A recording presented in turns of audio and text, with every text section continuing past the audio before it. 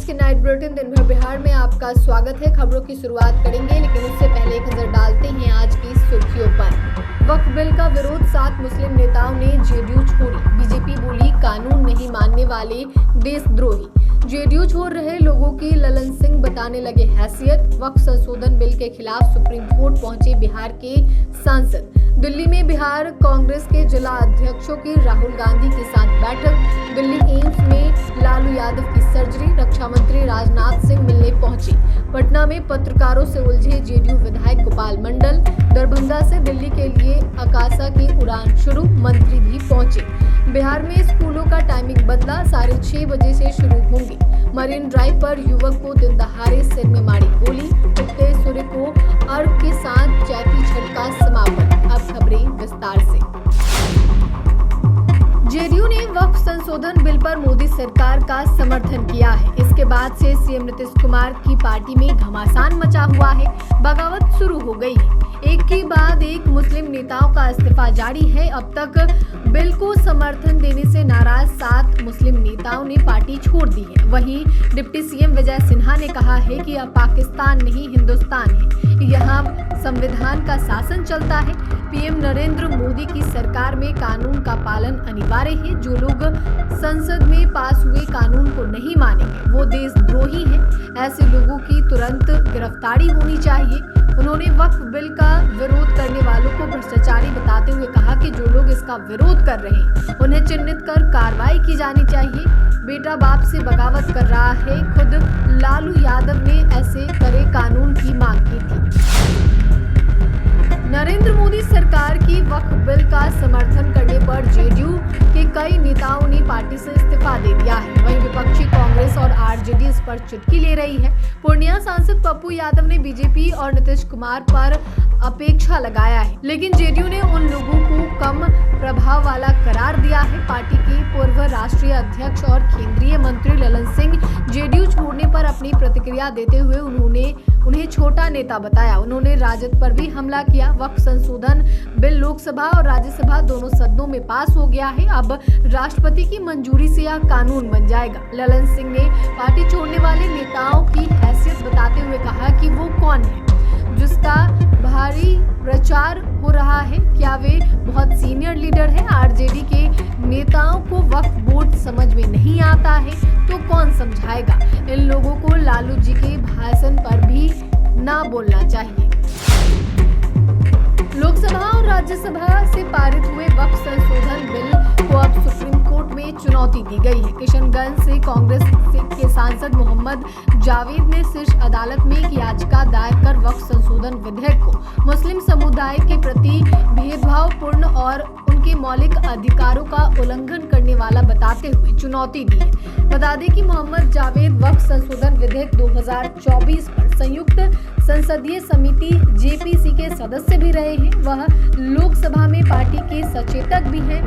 याचिका में कहा गया है कि इस्लामी कानून रीति रिवाज या मिसाल में इस तरह की सीमा निराधार है और यह अनुच्छेद 25 के तहत धर्म को मानने और उसका पालन करने के मौलिक अधिकार का उल्लंघन करती है।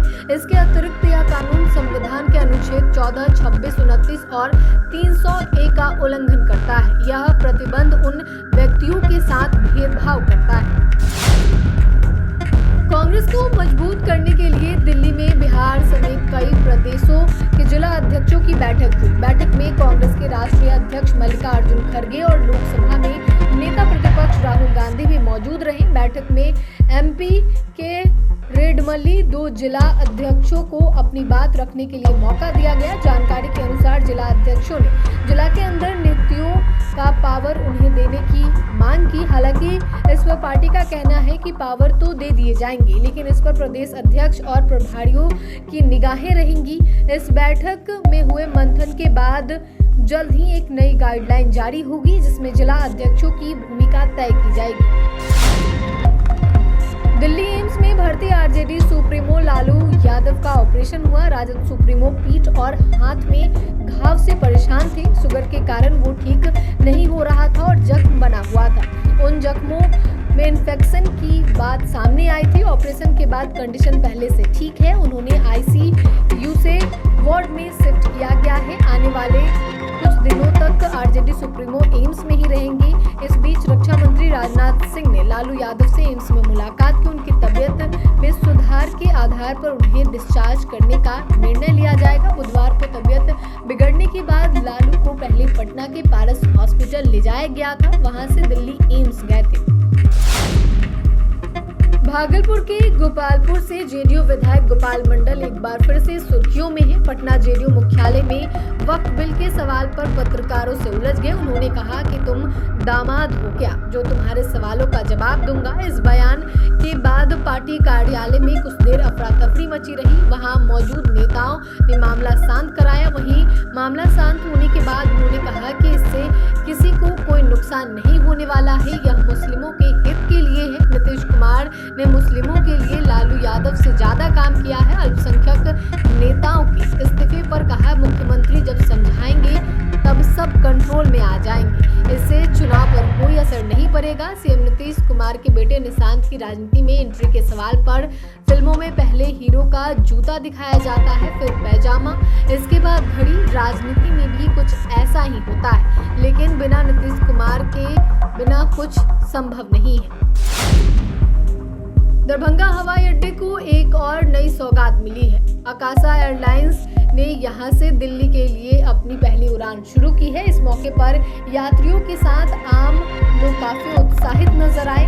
हवाई अड्डे के बाहर लोगों की भीड़ जुट गई। कई लोग इस पल को मोबाइल कैमरे में कैद करते दिखे। राजस्व एवं भूमि सुधार मंत्री संजय सारावगी खुद दरभंगा एयरपोर्ट पहुंचे। उन्होंने यात्रियों को संकेतित बोर्डिंग पास देकर सेवा की शुरुआत की। एयरलाइंस के अधिकारियों के साथ मिलकर केक काटा। मंत्री ने कहा कि दरभंगा हवाई अड्डे की शुरुआत उड़ान योजना के तहत हुई थी। कम समय में यह देश के प्रमुख हवाई अड्डों में शामिल हो गया। यात्रियों की संख्या बढ़ने के कारण यहाँ विमानों की संख्या भी बढ़ाई गई है। मंत्री ने कहा कि ज्यादा विमान आने से कंपनियों के बीच प्रतिस्पर्धा बढ़ेगी। इससे टिकट के दाम कम होंगे, यात्रियों को सीधा फायदा मिलेगा। बिहार के सरकारी स्कूलों का समय बदल गया है। बढ़ती गर्मी के कारण ये फैसला लिया गया है। 7 अप्रैल से 1 जून तक प्रारंभिक और माध्यमिक स्कूल मॉर्निंग शिफ्ट में चलेंगे। सुबह 6:30 बजे से दोपहर 12:30 तक क्लास होगी। 11:40 बजे से 12:20 तक 7वां पीरियड होगा। उसके बाद बच्चों को छुट्टी हो जाएगी। 12:20 से 12:30 तक प्रिंसिपल पढ़ाई की समीक्षा करेंगे। इस दौरान कार्य योजना और होमवर्क की समीक्षा होगी। अभी सुबह 10 बजे से शाम 4 बजे तक स्कूल की टाइमिंग है। इस दौरान दोपहर के समय बच्चों को भीषण गर्मी का सामना करना पड़ता था। बढ़ते तापमान को देखते हुए शिक्षा विभाग ने यह फैसला लिया है। माध्यमिक शिक्षा विभाग की तरफ से जारी नए टाइम टेबल के मुताबिक 6:30 बजे से 7 बजे तक प्रार्थना होगी। इसके बाद सुबह 7 बजे से पढ़ाई शुरू होगी। पटना मरीन ड्राइव के जेपी गंगा पथ से गांधी मैदान जाने के क्रम में एक शख्स को सिर में गोली मार दी गई। युवक अपनी स्कूटी पर सवार था। अपराधियों ने उसका पीछा किया और फिर मौका मिलते ही उसके सिर में गोली मारकर फरार हो गए। गोली लगते ही युवक वहीं गिर पड़ा। इस घटना के बाद वहां के ही स्थानीय लोगों ने युवक को आनन फानन में पीएमसीएच में भर्ती कराया, लेकिन डॉक्टरों ने उसे इलाज के दौरान मृत घोषित कर दिया। घटनास्थल से पुलिस को 3 खोखे भी बरामद हुए हैं। साथ ही पुलिस ने इस मामले के पीछे कौन से लोग शामिल थे तथा उन्होंने ऐसा किस कारण से किया, इन सब का खुलासा जल्द से जल्द करने का आश्वासन दिया है। बिहार में उगते सूर्य को अर्घ के साथ लोक आस्था का महापर्व चैती छठ का समापन हो गया। 4 दिनों तक चलने वाले छठ के पारण के साथ ही 36 घंटे का निर्जला उपवास खत्म हो गया। सुबह 4 बजे से ही गंगा घाटों पर छठ व्रतियों के पहुंचने का सिलसिला शुरू हो गया। श्रद्धालुओं की भीड़ के चलते दीघा घाट इलाके में जाम लग गया। पटना में 41 गंगा घाट और 7 तालाबों पर व्रतियों और श्रद्धालुओं ने भगवान सूर्य को अर्घ दिया।